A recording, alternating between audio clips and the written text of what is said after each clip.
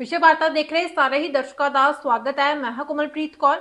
ਤਾਂ ਬੀਜੇਪੀ ਆਗੂ ਮਨੋਰੰਜਨ ਕਾਲੀਆ ਦੇ ਘਰ ਤੇ ਜਿਹੜਾ ਕਿ ਹਮਲਾ ਹੋਇਆ ਸੀ ਉਸ ਦੇ ਵਿੱਚ ਇੱਕ ਵੱਡਾ ਖੁਲਾਸਾ ਕੀਤਾ ਗਿਆ।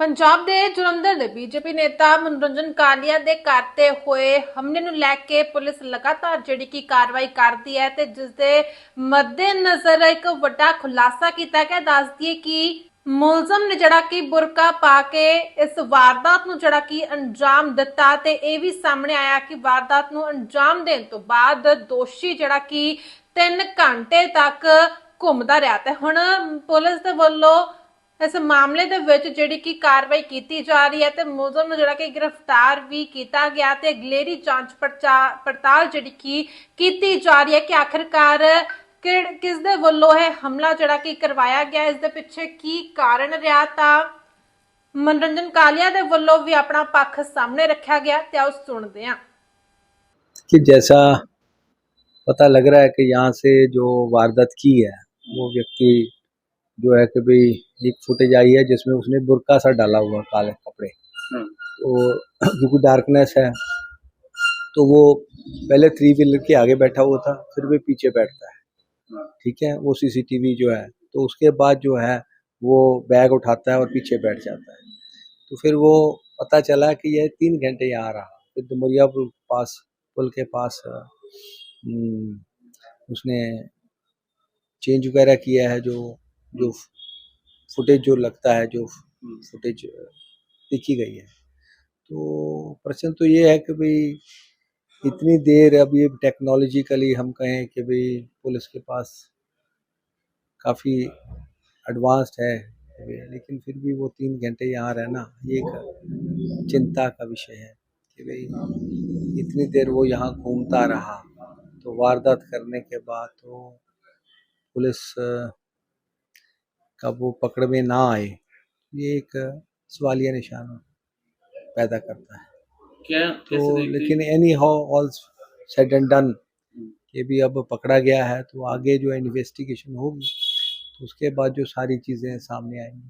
क्योंकि पूरा शहर में जो सीसीटीवी जाल बिछाया हुआ है पुलिस ने, तो उस दौरान लगता है कि सीसीटीवी की मदद से उस आरोपी को उसी समय पकड़ सकते थे। नहीं, ये तो है, लेकिन ये है कि भाई अब क्यों देरी हुई है ये तो अब अथॉरिटीज़ ही बता सकती हैं कि भाई कि किन कारणों से कि भाई वो पकड़ में नहीं आया। क्योंकि अगर सीसीटीवीज जो है प्रॉपर लगे हुए हैं, अगर या तो फिर उस पर कमी है कि भाई प्रॉपर कवरेज शहर में नहीं हुआ है जिस कारण से बात नहीं।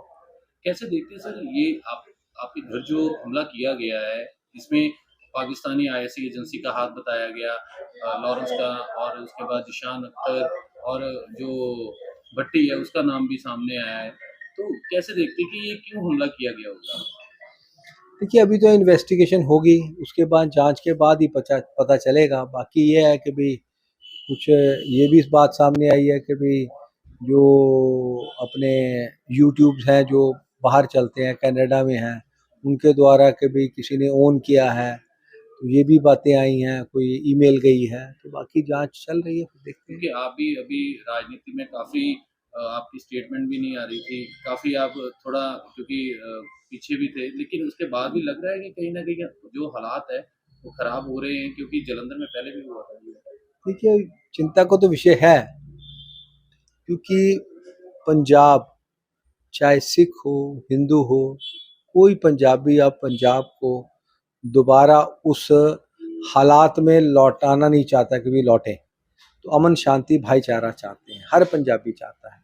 तो उस नाते से ये हर एक के चिंता का विषय, और मैं भी है कि भाई अब एक इंसिडेंट हो गया, अब आगे ना हो, इतनी मुस्तैदी तो पुलिस को होनी चाहिए उसमें। मीडिया रिपोर्ट के मुताबिक सामने आया है कि किसी ऐप के जरिए इन 2 जो आरोपी पकड़े गए हैं उनसे डील हुई। देखिए, सभी चीज़ें अभी जांच चल रही है, मैं भी कुछ कह नहीं सकता कि भाई क्या है, क्योंकि ऐप के बारे में चर्चा आती हैं, कुछ चीज़ें हैं वो जांच चल रही है, तो उसके बाद जांच के बाद सारी चीज़ें ऑफिशियली जो आएंगी तो उसके बाद ही कमेंट करने का फायदा है। एजेंसियां इसका पूरा संज्ञान ले रही हैं? ले रही हैं, वो तो है।